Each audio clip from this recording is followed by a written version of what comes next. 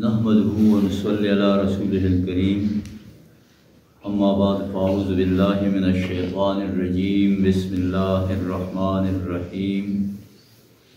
वल्लज़ीना ला यशहदूना ज़ूरा व इज़ा मर्रू बिल्लग़्वी मर्रू किरामा वल्लज़ीना इज़ा ज़ुक्किरू बिआयाति रब्बिहिम लम यख़िर्रू अलैहा सुम्मन व उम्याना। सदक़ल्लाहुल अज़ीम। रब्बि इश्रह ली सदरी व यस्सिर ली अमरी वहलुल उक़दतम मिन लिसानी यफ़क़हू क़ौली। हज़रात, नन ज़मूंगा दर्स उम्दा दुआयाती सूरह फुरक़ान 72 और 73 नंबर आयत। दी आयतुन के अल्लाह तबारक व तआला द मोमिन यो दो सिफतन और बयान कम छे अल्लाह का मतलूब दे कम छे अल्लाह खुखई चिदागा कुरान बाने तरबियत शवी और हुई और कम सिफात अल्लाह वाड़ी अगर दे के बयान तासो खबर जहन के जाता के जमुदा सिलसिला से कम रवाना दा दर्स सूरह फुरक़ान न देखी द मोमिन खदुखार गई चेरा यो मोमिन अल्लाह ता वक्ते नो दाग कम सिफात दी दाग कम किरदार बई नो आगा खबर दे के रवाना दा नो पमख की पिंजाया तुनु के सलूर खबरे उशले दे मोमिन छेद के इज्ज़त व इंकिसारी इंतहाई औ ब्या जज्बात के नहीं कालू सलाम अच्छा सर चिदगशिन खबर डेरा दावत तबलीग द दीन हवाले सर चबास राशिन डे मुहज़्ज़ब तरीका बाने कई और ब्या दशपी आहोजारी अल्लाह तकई फरियाद कई दग खल्को तो दुआगाने कई चाहता जे दावत वर कई तोर उम्मत द हिदायत दुआ वाड़ी और पुना मुहासिबीना दगई यानी एहसास वसरा ब्या म्या नरवी कई पखर्च की और ब्या से कम देनो द अटोट गुनाहुना दे जान साथी और ब्या पतोबा बाने खबर ओशला तोबा के वा खबर अदान सर साथई जागा आग मखी दर्स के नशुरा और डेरा ज़रूरी वा अगदा छिपदगा आयतुने की वही चेहरा युद्वा अफ़लहुल अज़ाब यौमल क़ियामत यानी अगा चे वमन यफ़अल ज़ालिका यल्क़ा असामा यानी दे चेहरा सूब दब गुनाहुना मखी क़त्ल और ज़िना दगयात शुल शिर्क नो इसोक दा कई नो दैतबा दा अज़ाब मिलावीगी हो ब्या वही युद्वाअफ़ लहुल अज़ाब यौमल क़ियामत और दुचन बशी दैता अज़ाब पौरज द क़ियामत नो यवाम खबर की जरा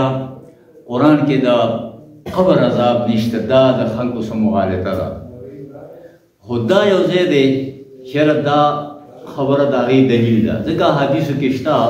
चेरा खबर अज़ाब दाश्ता खुदलता चे कमा खबर दा की दीनम दा खबर दलील दे दी चे गोरा दलता वही युद्वाअफ़ लहुल अज़ाब दलता बदुचन क्लेशी अज़ाब कला यौमल क़ियामत पौरज़ द क़ियामत न जे शे दुचन कीगी न एक्शन रवान देगा एक्शन रवान दे न दुचन शोगा न ब्या द औरज़ द क़ियामत न दा ज़ेदे चे दा दी दलील दे चेरा खल कोई कुरान के द कबर अज़ाब निश्चय नो आगा दादे बल कबर न मुराद दाने जे मुमकन द कम दा यानी द दे मरन वाला तर क़यामत पूरे गट क़यामत राजी दा और कोटे क़यामत जे पहर चाबान राजी द दीन वाला तर गट क़यामत पूरे दा मस्के चे कमा वक्त वक्फदा देता अलम बरज़ख हुई न बदी की लका आम उलमा तस्वीरी चेहरा कब्र की नहीं होकर के जन्नत कुलौशी होकर के दोज़ख कुलौशी और दानदासरी ददगा कैफियत दे चेहरा इंसान दागी आगा असरात मासूसई एक गोरा यो हालत चे राजी करा पछाबाने दागी नमक की पाई बाने शेड राजी हुई सोई कमिंग इवेंट सो चागा शेड पखल को दागे नरातुन के वो हादिसातो दाराजी संगे रिजल्ट दे सही तो पते मा सिकड़ी हो रिजल्ट दे तो पते रे समा बसोन ना बर राशि वली तखफलजान मालूम दे नो तक से दी आयात के दा खबर साबित दा चेहरा द खबर अजाब दाश्त दे او حدیث کې خوشتا او قرآن دا ځای چې دیږي او دې نه مخکې مونږ چې کوم نن آیاتونه وینو د هغې مفهوم دا دی ترجمه دا ده والذین لا یشهدون الزور د دې مؤمنانو یو صفت دا دی چې دا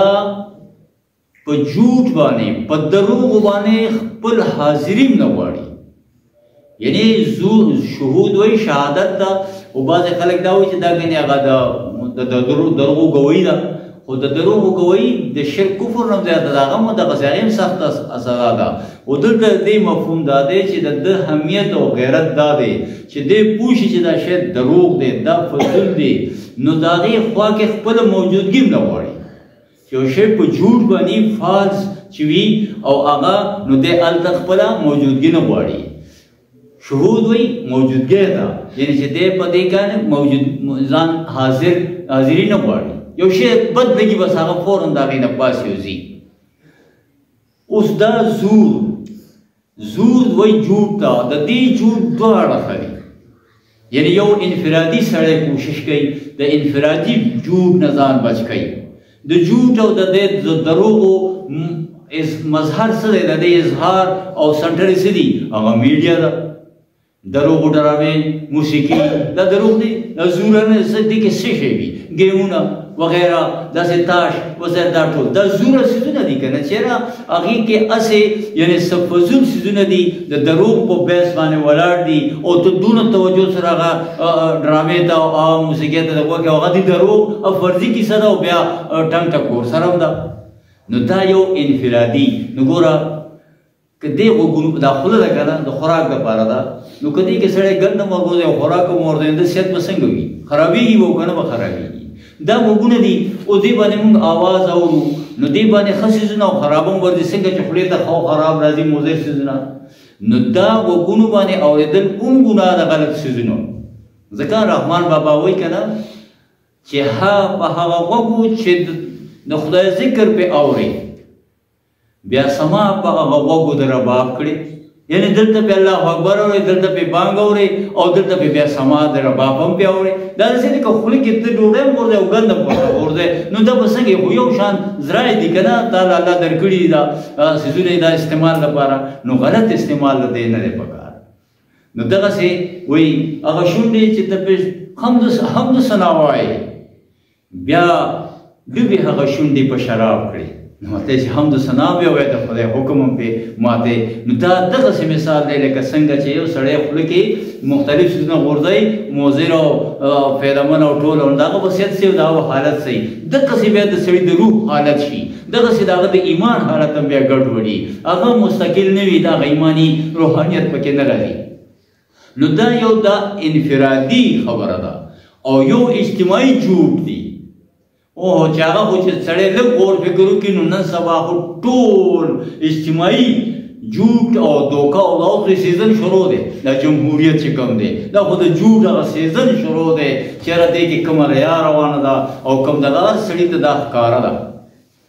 لکه دا ټول خلک په دې پوهېږي چې دا د اکثریت حکومت نه دی د اقلیت دی ګوره هر سړی په دې بېګ نور باد چې کوم دي که نه خو دا خبره ضروري چې دلته مونږ دا جھوټ ثابتو او قرآن هم د جھوټ ویلی دی او بیا دا زمونږ اجتماعي په دې کې مونږ نښتې وټوله نو چې دې څیزونو کې مونږ په دې پوه شو نو سړی چې یو ځل پوه شي بیا حساس شي بیا بچکونو کوشي هم کوي او کوشي نو بښنه وغواړي دا نه دواړه فایدې دي پکې دا د اقلیت ګوره لس کسان ولاړ دي یو 15 واخیستې یو 3 واخیستې یو واخیستې یو 2 واخیستل هغه لږ لږ چې واخیستل نو هغه چې راغونکي هغه د بل نه زیات دي لکه یو 3 واخیستې یو 2 واخیستې یو 4 واخیستې یو نو داسې حساب خو دا یو پکې یو زیات دی خو چې هغه کم پاتې دي 2 او 3 نو راغونکه هغه شپږ جوړېږي او دا نور چې کوم د 4 جوړېږي او دې کې حکومت دا چا رالو اقلیت رالو که نه هغه نور چې چا دغه شي داسې لاړل که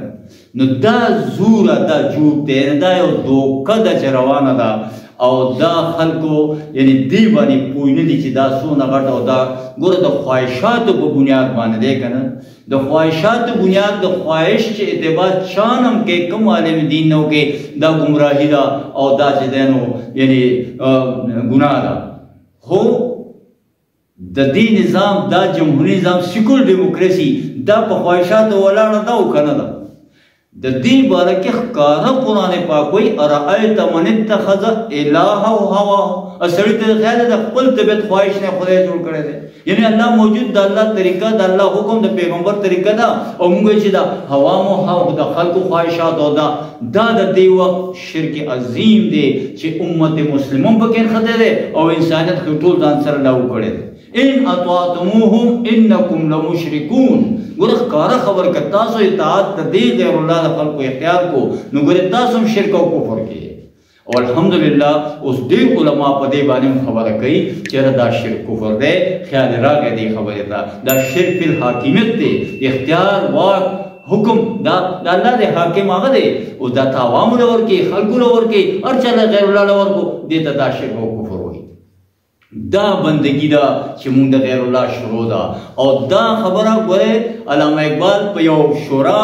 د ابلیس کې خبره کړې ده او غټ شیطان دی وړو شیطانانو ته وایي چې تاسو فکر مه کوئ، دا ټول خلک چې کوم دی نو ما که پوه دی او که ناپوه دی ما د بل چا په بندګۍ کې لګیا کړي دي. وایي چې تاسو په دې پوه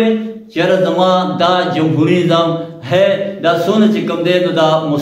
مستحکم پروګرام ما شروع کړی دی اور صوفی ملا پختتر ہوئی غلامی میں عوام. اس میں کیا شک ہے کہ محکم ہے جمہوری نظام، اس سے پختتر ہوئی غلامی میں عوام. وہی دا سونه مکر خلق غلامی پتہ کہ سونه چې کوم دی نو یعنی دغه شول. اور یہ ہماری صحیح و پہم کی کرامت ہے کہ آج